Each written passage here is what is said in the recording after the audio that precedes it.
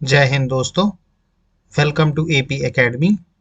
आज हम लोग फैक्ट बेस्ड जीके में पढ़ेंगे चार्टर एक्ट 1813 के बारे में। देखिए, एडमिनिस्ट्रेटिव एंड लेजिस्लेटिव रिफॉर्म्स में अभी तक हमने तीन एक्ट्स पढ़े।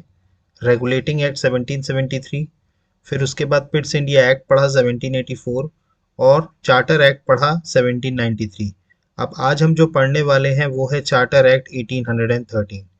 देखिए, मैंने आपको बताया था कि सभी एक्ट्स के फीचर्स आपको पढ़ने बहुत ज़रूरी हैं, क्योंकि फीचर्स से रिलेटेड फ्रीक्वेंटली क्वेश्चन पूछ लिया जाता है कि ये जो पर्टिकुलर फीचर है ये किस एक्ट में बना है।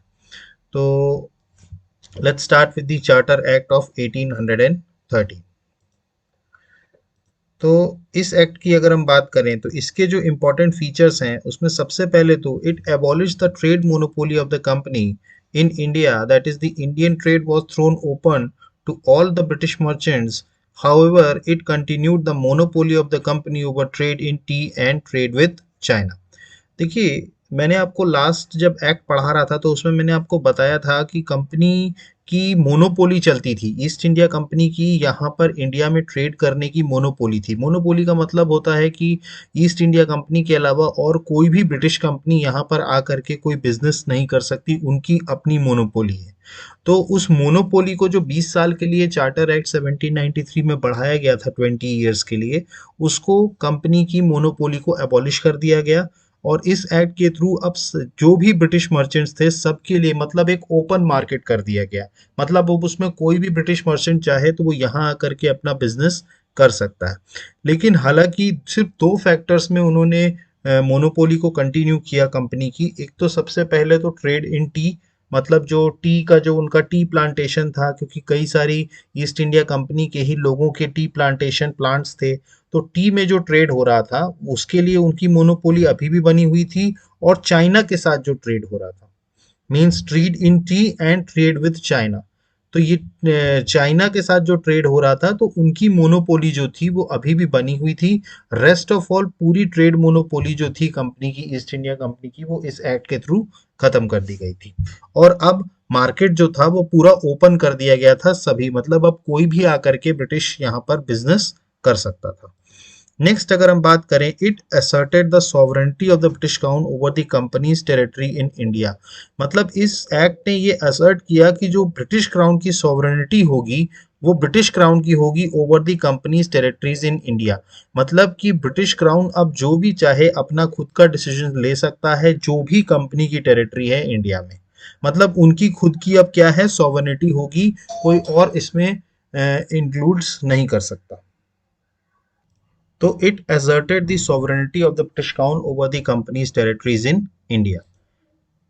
नेक्स्ट अगर हम बात करें, it allowed the Christian missionaries to come to India for the purpose of enlightenment of the people.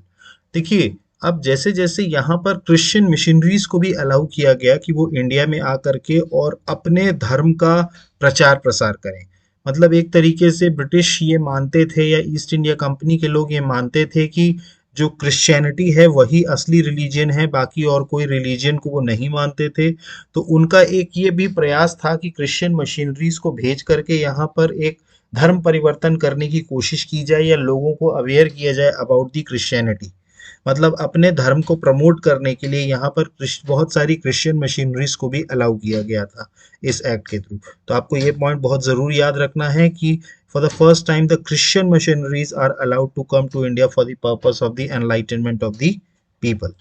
Next अगर हम बात करें, it provide for the spread of western education among the inhabitants of the British territories in India. देखिए, अब इस act के through क्या किया गया, वेस्टर्न एजुकेशन को भी प्रमोट किया गया कि स्प्रेड किया जाए वेस्टर्न एजुकेशन को। देखिए, वेस्टर्न एजुकेशन का इम्पैक्ट यहाँ पर इसलिए पड़ा क्योंकि इस टाइम पर ब्रिटिश में क्या हुआ कि बहुत ज़्यादा रेवोल्यूशन हुआ, मतलब इंडस्ट्रियल रेवोल्यूशन वहाँ पर हुआ। मतलब जो वहाँ पर क्लोथ्स थे, जो मतलब कपड़े थे, वो मशीन मेड क्लोथ्स बनने लगे। मतलब आज की डेट में जैसे पहले के समय में हमारे यहाँ जो कपड़े बनता था वो खादी का बनता था, हैंडमेड बनता था, हैंडीक्राफ्ट से। लेकिन अब वो क्या हो गया, ब्रिटिशर्स में क्या हो गया वहाँ पर इंग्लैंड में, कि वहाँ पर मशीनों के थ्रू कपड़े बनने लगे।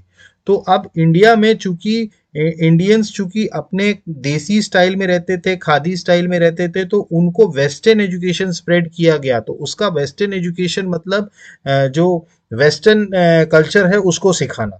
तो बेसिकली उनका पर्पस ये था कि किसी भी तरह इनको वेस्टर्नाइज बना करके और इनको अपने प्रोडक्ट को यूज करने के लिए तैयार किया जाए। क्योंकि उनको क्या चाहिए था, उनके यहाँ क्या है, मार्केट बढ़ रहा था, काफी सारी कंपनियां हो गई जो मशीन मेड गुड्स बनाने लगी। अब उनको मार्केट चाहिए था जिसमें मार्केट पे वो अपना प्रोडक्ट बेच सकें। तो यहाँ पर चूंकि इतना एजुकेशन नहीं था, लैक ऑफ एजुकेशन था, तो इस कारण से उनका प्रोडक्ट कैसे बिके।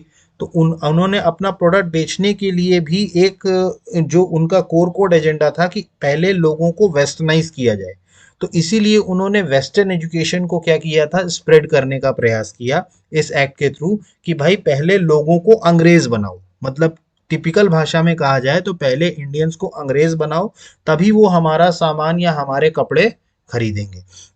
It provide for the spread of Western education among the inhabitants of the British territories in India। ये सारी चीजें हुई क्योंकि इंडस्ट्रियल रिवोल्यूशन हुआ, वहां पर बहुत सारे बिजनेसमैन इकट्ठा हो गए और कई सारे प्रोडक्ट्स उनके बनने लगे। नेक्स्ट अगर हम बात करें, it authorise the local government in India to impose taxes on persons. They could also punish the person for not paying tax. देखिए इस एक्ट ने क्या किया, अब जो लोकल गवर्नमेंट्स थी, लोकल गवर्नमेंट्स मतलब देखिए जैसे जो प्रेसिडेंसीज हुआ करती थी, जैसे बॉम्बे है, मद्रास है, ये जो प्रेसिडेंसीज हुआ करती थी इनको लोकल गवर्नमेंट्स कहा जाता था। तो अब उनको भी अधिकार दे दिया गया कि वो लोगों के ऊपर टैक्स इम्पोज करें, और अगर उस टैक्स को कोई नहीं भरता है तो उसको पनिश करने का भी अधिकार उन उन लोकल गवर्नमेंट्स को दिया गया। क्लियर। तो ये हमारा चार्टर एक्ट ऑफ 1813 के फीचर्स थे। सबसे पहले और सबसे इंपॉर्टेंट फीचर जो आपको याद रखना है कि जो कंपनी की ट्रेड मोनोपोली थी उसको खत्म किया गया इस एक्ट के थ्रू। सिर्फ ट्रेड इन टी, मतलब चाय में जो टी प्लांटेशन में जो ट्रेड हुआ करता था वो, एंड ट्रेड विद चाइना, सिर्फ दो इन मोनोपोलीज को छोड़ के बाकी सारी मोनोपोलीज उनकी खत्म कर दी गई। और दूसरा, क्रिश्चियन मशीनरीज को अलाउ किया गया इंडिया में आने के लिए, ताकि वो क्रिश्चियनिटी को प्रमोट कर सकें।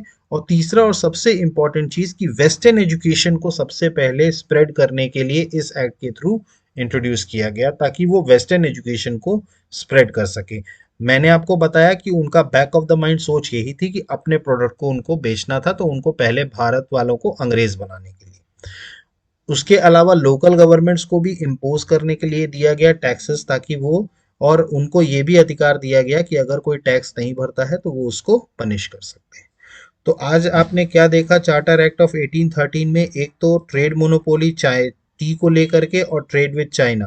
तो ये दो चीजें तो रहीं, एक तो मोनोपोली उसमें बची, और तीसरा जो था वो क्रिश्चियन मशीनरीज को प्रमोट किया गया।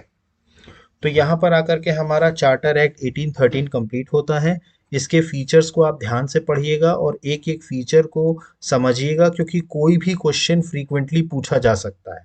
क्लियर। तो गाइज, अगर आपको हमारा चैनल पसंद आ रहा है, ये जो सीरीज जो मैंने फैक्ट बेस्ड जीके की चालू की है, अगर ये आपको पसंद आ रही है तो प्लीज़ चैनल को लाइक कीजिए, सब्सक्राइब कीजिए और मैक्सिमम से मैक्सिमम शेयर कीजिए। एंड प्लीज़ बेल आइकन पे क्लिक करिए, ताकि आपका जो मतलब एक तरीके से आप बेल आइकन पे क्लिक करिए ताकि आपको वीडियो के नोटिफिकेशन जल्दी से जल्दी मिल सके। So guys, thank you, have a good day, जय हिंद, नमस्कार।